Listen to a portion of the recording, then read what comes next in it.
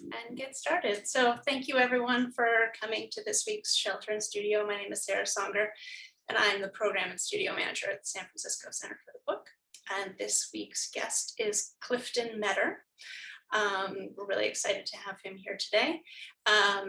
Cliff combines writing, photography, printmaking, and design to make books that explore how the narratives of culture, history, and place are the basis for identity.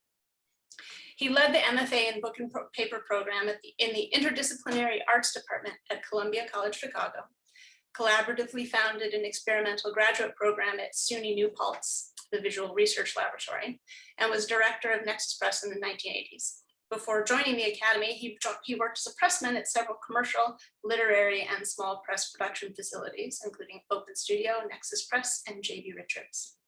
He served as chair of the Department of Art at Appalachian State University for 5 years and is now a professor in the graphic design and graphic communications management programs there.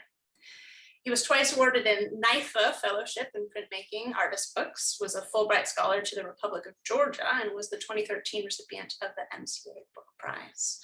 I'm sure I could say more, but we'll just go ahead and welcome Cliff and take it away. Thanks. This is hilarious. So I decided to do this from the shop where I've been printing offset, actually for no good reason, other than I thought it would be funny to try it. So what I'm going to do is I have sort of 3 chunks of what I'm going to do. It's a very short presentation. First, I want to show you this shop because it's a cool place, and I've been making books here now for 3 years. Then I have a slide talk with some work that I'll talk about why I did it the way I did it. And then at the end, if there's time left, I have some actual books here I can sort of leaf through while you ask me questions, and you can see what they look like in real time. So I'm going to pick up my laptop and walk around the room a little bit. When we tried the run through, Sarah said I was making her motion sick. So I'm going to try to do it more stably now.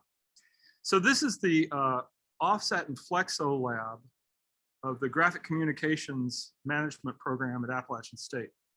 So what we have in here is offset presses and some flexo presses. I'm going to show you how I make plates for the offset press and put one on the press because maybe that'll be entertaining. And then I have some slides of the equipment in this room. This is a training facility. We don't do production work in here. It's just used to teach students about stuff. And because I claim that what I do is research, I get to do some of my work here. So this is a plate setter. It takes computer files and writes them onto aluminum litho plates. The workflow we use here is entirely PDF. We don't do any film, nothing analog at all. It's all digital. So I'm going to take a plate out of the plate setter, which I have pre-positioned. So watching this thing work is about like watching paint dry. It takes a sensitized aluminum plate, wraps it around a drum, and then exposes it at fairly high resolution with LED diodes. And the thing that comes out looks like this. So this is a piece of grained aluminum with an infrared sensitive emulsion on it. Because this is the 21st century and we're trying to be a very green shop, these plates don't require any processing. So here's the press I've been printing the last few things on. It's a 2-color Heidelberg offset press. It's really just a duplicator. It's a fancy duplicator. And I have a diagram I'll show you in a minute. But to put a plate into it, it has the plate setter punches all the plates conveniently with this notched pattern that lets me put it into the cylinder of the press. And the press will hang its own plates. So now the plate's in the press. And if I wanted to roll it up, the fountain solution, which is the dampening liquid that wets the plate so the ink only sticks where it's supposed to, develops the plate. If you're doing a whole lot of plates, the fountain solution gets kind of grubby and you have to change it. So there's a printing unit here for one color. There's a printing unit here for the second color. If I flip that over that way, I can put a plate into the second unit. It's a remarkably computerized press. All I have to do is sort of tell it what I have in mind and it will do it. It also has these kind of stepless inking keys that are super cool. But the shop's got a lot of other stuff in it. And I'm going to share some images of that stuff because I don't want to make you motion sick.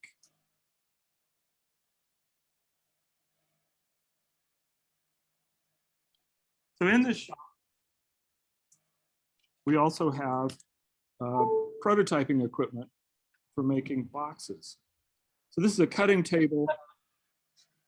How's that working?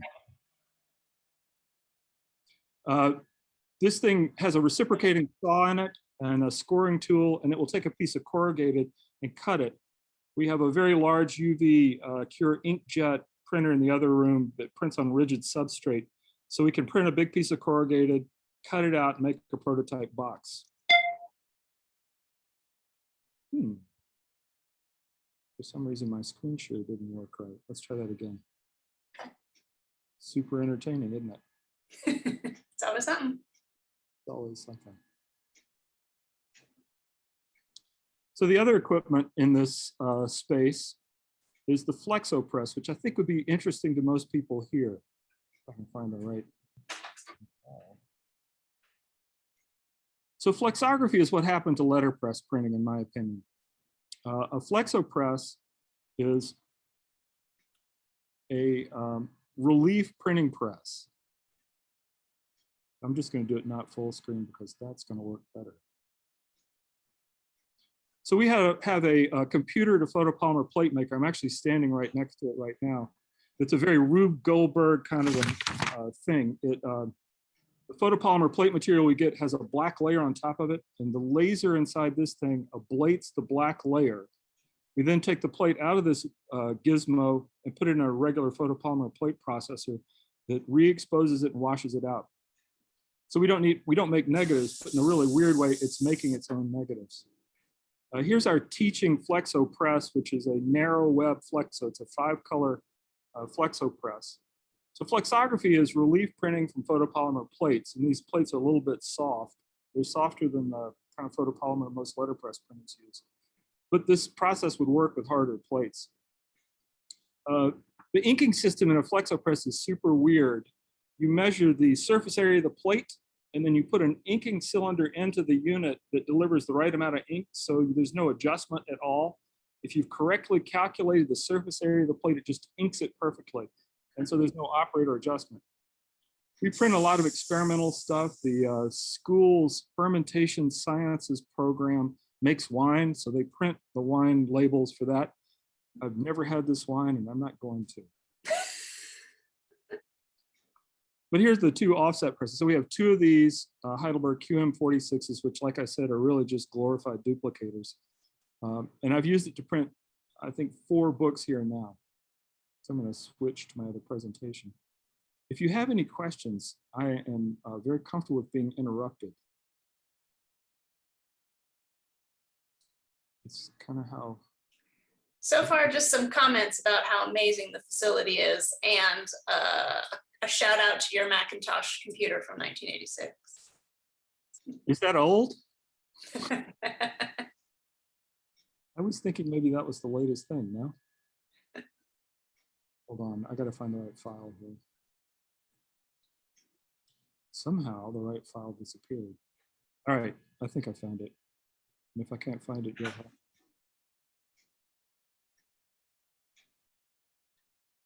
All right, so I wanted to talk about 3 projects I've done here. One of them only partly here, but the other 2 here. About 3 years ago, I got re-interested in offset printing after doing a bunch of Riso projects. I think risograph printing is a great teaching tool. It's super interesting, but the whole time I was using it, I kept thinking, this is like offset, but it doesn't dry and it tracks all through the middle of it all the time. So I went back to offset. So I decided to come down here and learn how to use this thing, the QM46. And here's the odd thing about this press. As you can see in this diagram, the thing that says PR1 and PR2 are the plate cylinders. And when I just put a plate in the press, it wrapped it around PR1. There's a gray circle below those 2, and that's the blanket cylinder. Offset lithography depends on the plate transferring its image to a piece of rubber before it's then pressed onto the paper. And it's actually used in fine printing ateliers all the time. Tyler Graphics, Gemini GEL, all these places actually were printing offset lithographs and what they claimed were lithographs. There are very few people who use scraper bar presses for anything serious. And I just parenthetically, a scraper bar press is the most ridiculous way to print I've ever seen. It's like eating an artichoke, if you know what I'm talking about.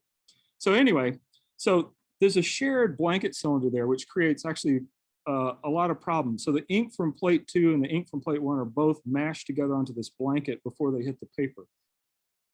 The first book I decided to try to print this way was, I had been reading Mao, as we do these days, and Mao's 1957 speech, Let 100 Flowers Bloom, resonated somehow with me because it's not clear, but it might have been a trick on his part to flush out opposition.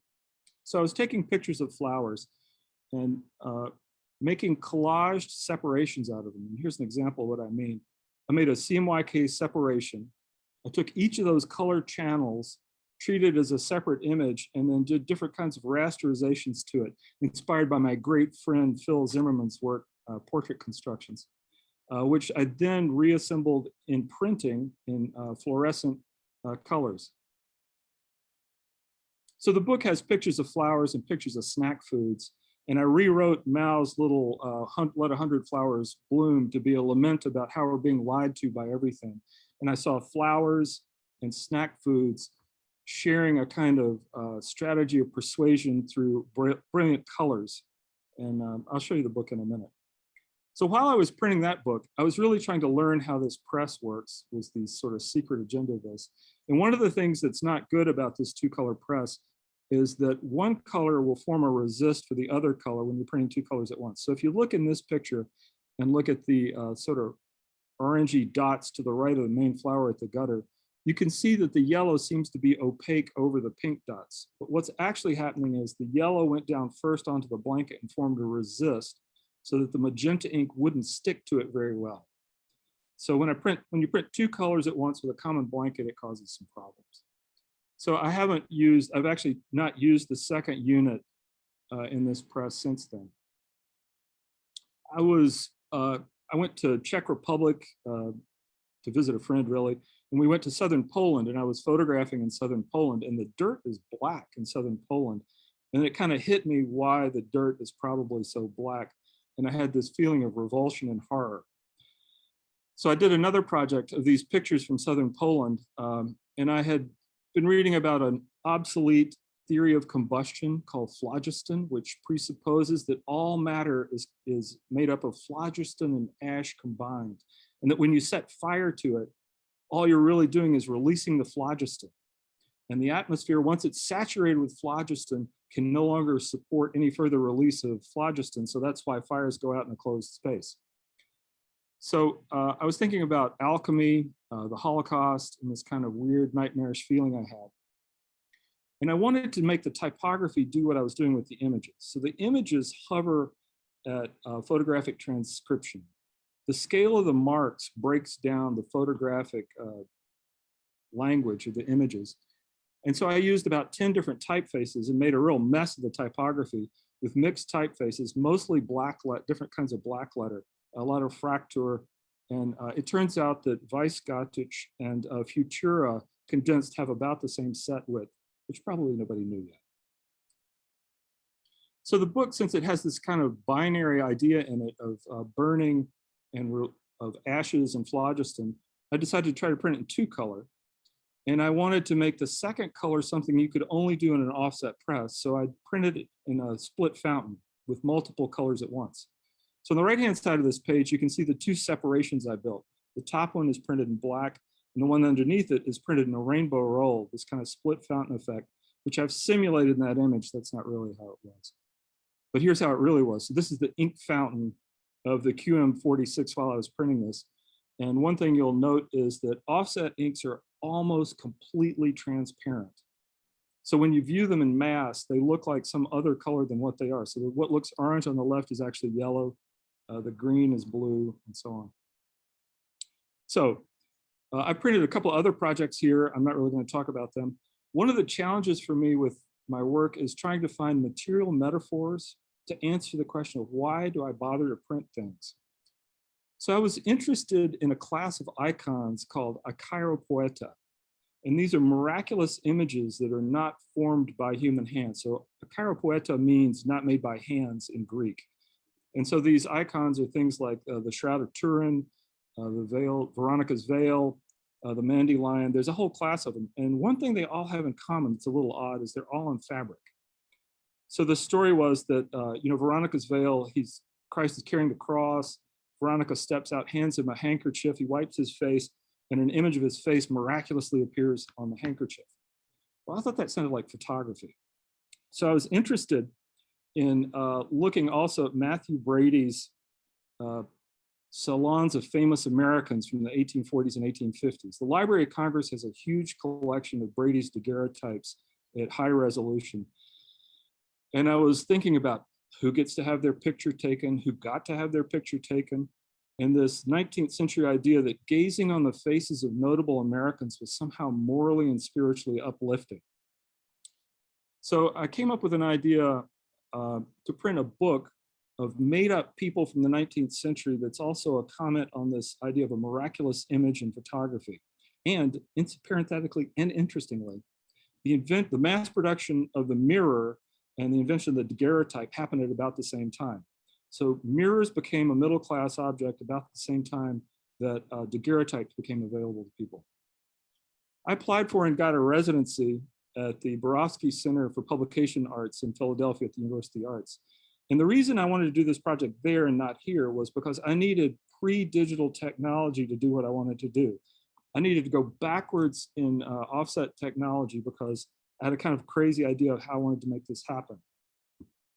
So here's some of the preparatory work I was doing. I was collecting these images of these people, assigning them to an ink color, and then overprinting them to create a kind of new portrait of somebody who I thought of as this kind of an abridged version of a famous American. So the Borofsky Center is state-of-the-art offset lithographic technology circa 1988. They had everything you would need to make offset printing in 1988.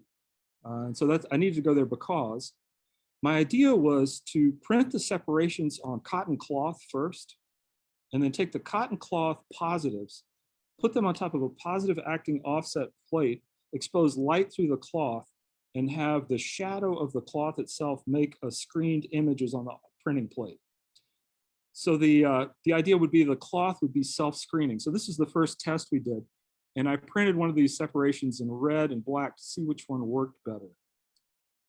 Positive working offset plates are not entirely binary. There's a kind of development latitude to them. You can develop a little more or a little less and sort of change the tonal range slightly. Mostly what you're doing is rubbing out highlight dots really, but there's a certain latitude there. So it has a kind of artisanal quality to it, I suppose. So here's the test plate, buffing it down with gum arabic. There's one of the images on there. And then here's the first press proof from that. And you can see, so the red is on the right-hand side and the black is on the left. And the red made it flatter, so there's a lot more shadow dot. And the black somehow had just overall higher contrast.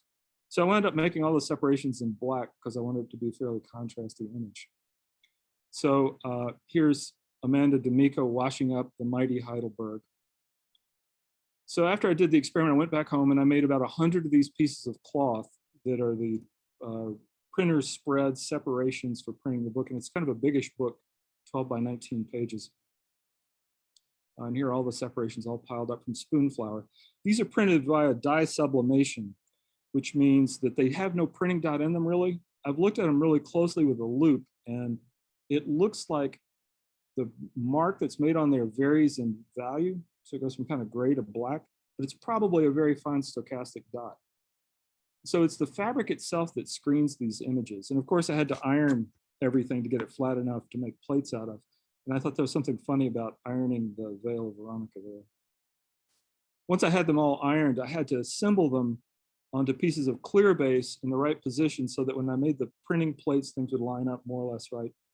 So here's two of the separations assembled in the right order. We would put the plates onto the press, loading press, and here's this kind of offset press. You can see the plate cylinder there with the right reading image, the blanket cylinder to the right, which is taking the blue ink off the plate and then presses it into the paper. Here are the two people who worked with me on this project. That's Amanda D'Amico on the left. She's the master printer at the Borofsky Center. And the hooded, unnameable person on the right is actually Matao Dreskin, a graduate student who's my assistant doing this. And here's a close-up of kind of what the image quality looks like.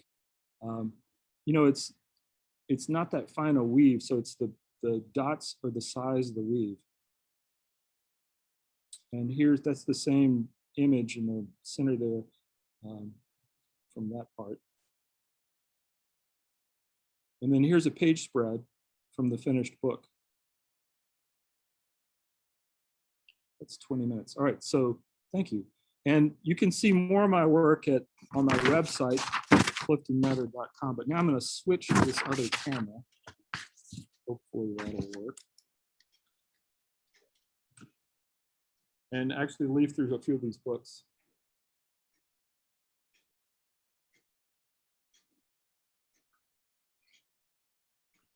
You may need to stop the screen share. Yeah, the dot cam has to warm up. I guess it's got that. All right, well, dot cam. In the meantime, I'll ask you one of the questions that's come in. Oh, no, you're ready. Oh, you can ask me a question. Hans wants to hear your reflections on the pros and cons of offset compared to digital printing. Well, it depends. So one of the things about, I use a lot of digital printing. We have digital presses in the other room. We have a bunch of big ones. The thing I don't like about digital printing is there are a couple of things. The surface is very fragile. So we have a special scoring apparatus. You can't just score a digitally printed piece of matte coated paper, it cracks. So we have a special weird scoring machine that stretches the paper to make a fold. So it's hard to fold it. The toner surface is very fragile. The toner builds up to a gloss when you have a heavy coverage, and I find the gloss not my favorite thing in the universe. So those things are bad. What's good about it is that you can do really short runs with really great color. We have calibrated digital presses, and they produce actually pretty good color. I just finished a project that was not color critical, and I printed it all digitally. I did one book of my photography that's printed digitally here. It looks, okay.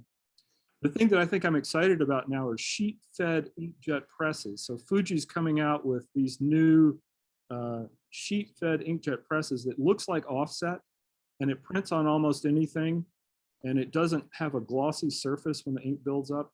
And I think it looks good. I think it looks good. So digital printing, I think Epson prints, inkjet prints are beautiful. They're gorgeous, but they're ridiculously expensive in terms of the ink. Mm-hmm. So here are these books I was talking about. Here's the first one, which was this 100 Excellent Flowers. It's a little hard to hear you. How's that? Can you hear me? Yeah, that's better. I'll put on my headset. So it's a post-bound book.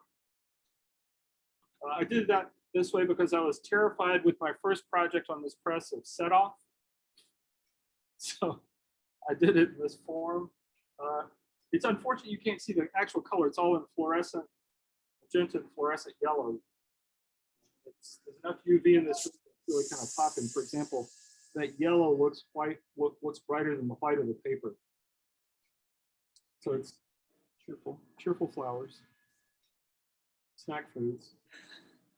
And more snack foods, Cheez-Its, and flowers. And it ends with an empty bowl. And the last line I still like a lot. Feed the people disgusting swill and call it a feast until no one can tell the difference between poison and antidote. That was the first book I printed here on the June. And then here's Phlogiston, this other book. So this sort of funny cover.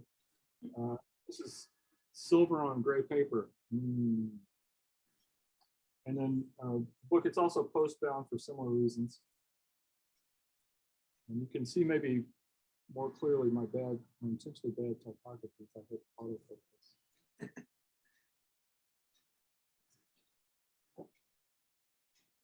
So it's a sort of a travel story with a meeting with a vanished alchemist. One of the punchline parts of this book is this. This is a horror movie retold in broken letters.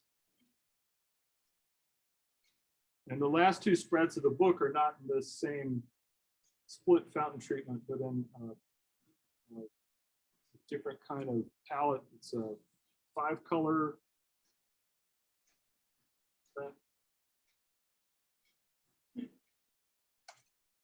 Those are those two books. I printed another book here that I actually started working on at Mills. I'm not gonna show that. So here's this crazy book printed from fabric negatives. It comes with a little book. So there's a big book and a little book. The big book has no words in it, it's just images.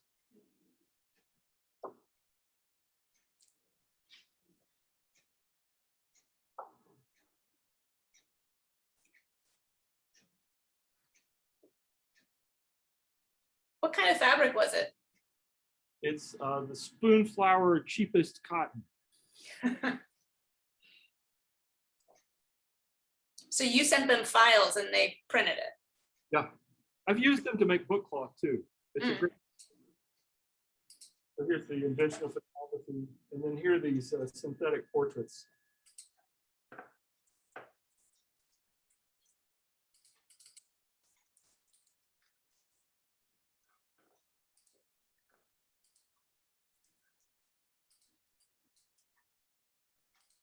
So the little book has the writing that I was thinking about while I was doing this. And after I finished printing the big book, I photographed the little book. I made another book from images in the book. And this has a kind of poetic treatment of the themes in the book. And it's printed 2-color here on the QM46 on green paper. So the green ink gets replaced with chartreuse paper. They both have these laser-cut, die-cut jackets. And because I thought that was pretty funny, that there was a little book and a big book, I made a tiny book, just as sort of a joke for myself. It's the big book in tiny form.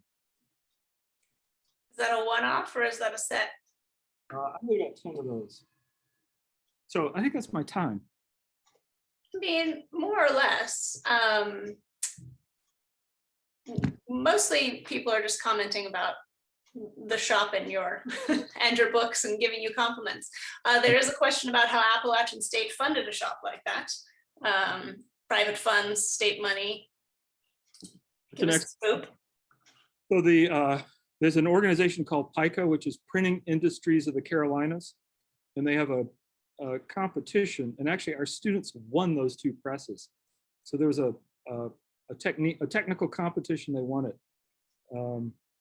We do have a really great advisory board made up of printing company owners in the Carolinas that make gifts. The program has a pretty good sized endowment. The interesting thing is the program is embedded with Mountaineer Printing, which is the university's printing service.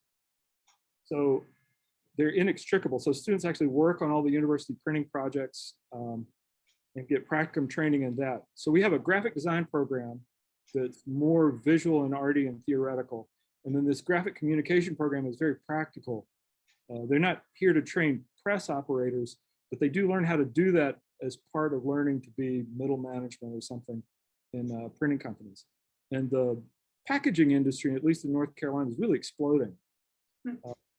During the pandemic, everybody started buying everything online. So packaging design somehow is doing really well. And that's mostly flexo printing. There's a lot of flexo printing in North Carolina. I've got a question about who binds your books. Do you do the binding yourself? So John Demerit published one of my books, and he bound that one, and it's a much better binding than many of the others. Hey, screw posts do the job. All right. Cliff, do you have social media? Do you do any of that, or are you Yes. a website guy? I have Instagram, my name, Clifton Meador. I've got a website that's my name, clifton-meador.com. Put that in the chat for people. Yeah, check out my website. I'm trying to put new work up on there as I finish it. You know. Did you do a lot of new work in the pandemic? Oh yeah. Yeah. Most of this work is really finished. I finished those 3 books really for the New York Artist Book Fair in February. On my deadline to get those things done. Great. Well, thanks so much, Cliff. It's really been a pleasure. It was kind of hilarious to have you here in this weird shop. Is that you don't normally work in this? This is where I print. It is. Okay. I have a studio at home, but it's really kind of piles of paper. I'm sure we all recognize that. Thank you. Thanks everyone for coming, and thanks Cliff. And next week we'll be talking to Samuel Feinstein, a fine bookbinder known for gold finishing. So I hope that you'll be able to join us for that. Thanks everyone for coming. We'll see you soon. Bye y'all.